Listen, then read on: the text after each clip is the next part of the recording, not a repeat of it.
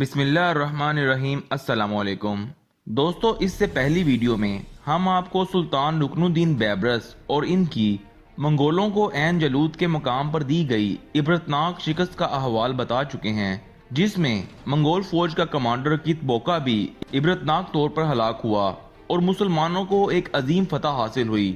اس سے آگے کی تاریخ ہم اس ویڈیو میں جانیں گے۔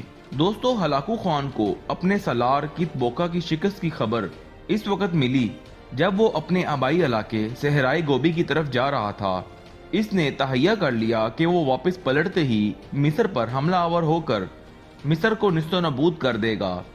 دوسری طرف امیر رکن الدین بیبرس مصر کا سلطان بن چکا تھا۔ اگرچہ وہ عین جالوت میں منگولوں کو عبرتناک شکست دے کر ان کی کمر توڑ چکا تھا، لیکن اس تک مسلسل یہ اطلاعات بھیجی جا رہی تھیں کہ منگول شام میں دوبارہ منظم ہونے کی کوشش کر رہے ہیں۔ ان اطلاعات پر رکن الدین بیبرس ایک طوفانی یلغار کرتا شام میں داخل ہوا اور منگولوں کے بچے ہوئے لشکروں پر عذاب الہی بن کر ٹوٹ پڑا۔ تاریخ کے مطابق اس نے شام کی مہم میں ان تمام مسلمان غداروں کا بھی خاتمہ کیا جنہوں نے مسلمانوں کے خلاف حملہ آور ہلاکو خان سے تعاون کیا تھا۔ اس نے اس طرح شام کے تمام شہروں سے منگولوں کا خاتمہ کر دیا۔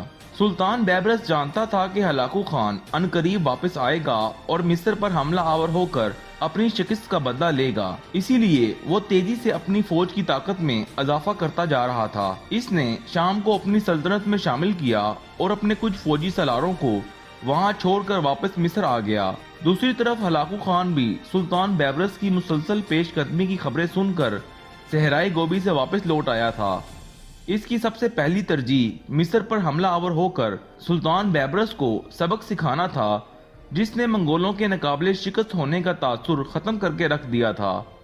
ہلاکو نے واپس آتے ہی مشرقی یورپی عیسائی ممالک سے اتحاد قائم کرنے کی کوشش شروع کر دی تاکہ مصر پر حملہ آور ہو کر اسے تباہ کر دے، اور یہیں سے ہمیں تاریخ کے صفحات پر ایک عظیم نام برقع خان نمودار ہوتا نظر آتا ہے۔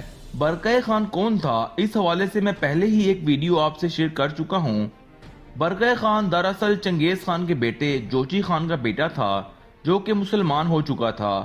مسلمانوں اور سلطان بیبرس کی خوش قسمتی تھی کہ چنگیز خان کے پوتے نے اسلام قبول کر لیا تھا اور اس کی وجہ سے بہت سے منگول دائرہ اسلام میں داخل ہوئے۔ برقع خان ایک وسیع منگول ریاست گولڈن ہارڈ کا حکمران تھا۔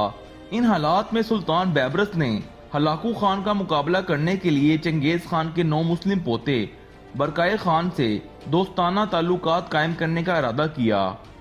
برقع خان کیونکہ مسلمان ہو چکا تھا تو ظاہری طور پر اس کی تمام ہمدردیاں مسلمانوں کے ساتھ تھیں، جبکہ ہلاکو خان مسلمانوں کے لیے تباہی بنا ہوا تھا۔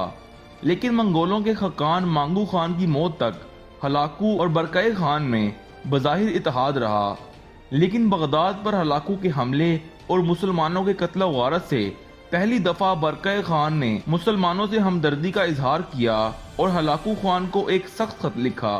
تاریخ دانوں کے مطابق برقع خان نے خط میں ہلاکو خان کو سخت الفاظ میں مخاطب کیا اور لکھا، تم نے ایک مقدس مقام کی بے حرمتی کی ہے اور اس معاملے میں اپنے خاندان کے کسی دوسرے افراد سے مشورہ نہیں کیا۔ لیکن ہلاکو خان پر اس تنبیہ کا کوئی اثر نہ ہوا اور اس نے مسلمانوں پر حملے جاری رکھے۔ تاریخ دانوں کے مطابق اس کی ایک بڑی وجہ ہلاکو خان کی بیوی دقوس خاتون تھی، جو کہ ایک معتصب عیسائی تھی اور ہلاکو کو مسلسل مسلمانوں کے خلاف بھڑکاتی تھی۔ تاریخ دان لکھتے ہیں، اسی اثر کی وجہ سے ہلاکو کے دستے جہاں سے گزرتے وہاں مسجدوں کو آگ لگا دی جاتی، جبکہ کلیساؤں کو کوئی ہاتھ نہ لگاتا۔ مسلمانوں پر ہلاکو کے ظلم کی خبریں مسلسل مسلمان منگول حکمران برقع خان تک پہنچ رہی تھیں، جو ہلاکو خان کی مسلم دشمنی اور صلیب نوازی پر سخت پیچ و تاب کھا رہا تھا۔ مانگو خان کی موت کے بعد برقع خان کی اپنے چچا زاد ہلاکو خان سے جاری سر جنگ نے یکدم پرتشدد شکل اختیار کر لی۔ برقع خان، جو پہلے ہی ہلاکو خان کے مسلمانوں پر ظلم سے سخت غصے میں تھا، کھل کر ہلاکو خان کے خلاف میدان میں آ گیا۔ اسی دوران سلطان بیبرس کو برقع خان کا ایک خط موصول ہوا جس نے ان دونوں کے درمیان اتحاد کی فضا قائم کر دی۔ برقع خان نے سلطان بیبرس کو عین جالوت میں ہلاکو کے لشکر کو شکست دینے پر مبارکباد دی اور تحائف بھیجے۔ سلطان بیبرس سمجھ چکا تھا کہ منگولوں کے خلاف जो इसे सबसे ताकतवर हलीफ मिल सकते हैं वो खुद मंगोल ही हैं। चुनाचा इसने बरकई खान के सफीरों का पुरतपाक इस्तकबाल किया और मिस्र की मसाजिद में खुतबा जुम्मा में बरकई खान का नाम भी शामिल करवा दिया। ये इसी इत्तेहाद का नतीजा था कि जब हलाकू खान 1262 ईस्वी में अपनी ऐन जलूद की शिकस्त का बदला लेने एक बड़े लश्कर के साथ मिस्र पर हमलावर होने के लिए निकला तो बरकई खान की अफवाज पीछे से हलाकू खान की अल खानी सल्तनत पर हमलावर हो गईं और इसी वजह से हलाकू मिस्र और सुल्तान बैबरस तक ना पहुंच सका। सुल्तान बैबरस और बरकई खान के इत्तेहाद से हलाकू परेशान होकर रह गया, क्योंकि किसी वक्त भी अगर दोनों इस पर हमला कर देते तो वो निस्तो नबूद होकर रह जाता।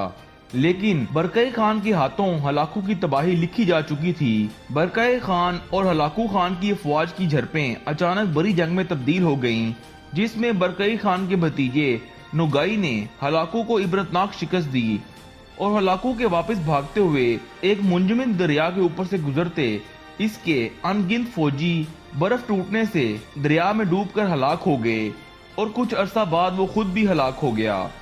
हलाकू की हलाकत के बाद मिस्र पर मंगोलों के हमले का खतरा टल गया, जिसके बाद सुल्तान बैबरस सलीबियों की तरफ मुतवज्जह हुआ, जो हलाकू के मददगार बनकर कई इलाकों पर काबिज हो चुके थे। सुल्तान ने इन्हें इबरतनाक शिकस्तें देकर मुस्लिम इलाकों से निकाल बाहर किया। सुल्तान बैबरस की मंगोलों के खिलाफ आखिरी लड़ाई हलाकू के बेटे अबाका खान के खिलाफ 1277 ईस्वी में लड़ी गई, जिसमें अबाका खान को एक इबरतनाक शिकस्त हुई और इसी साल 1277 ईस्वी में सुल्तान सख्त बीमार हो गया और कुछ अरसा बीमार रहने के बाद वफात पा गया। सुल्तान बैबरस को दमिश्क में सपुर्द खाक किया गया और इस तरह मुस्लिम दुनिया का एक अहम हीरो जहाने फानी से रुखसत हो गया।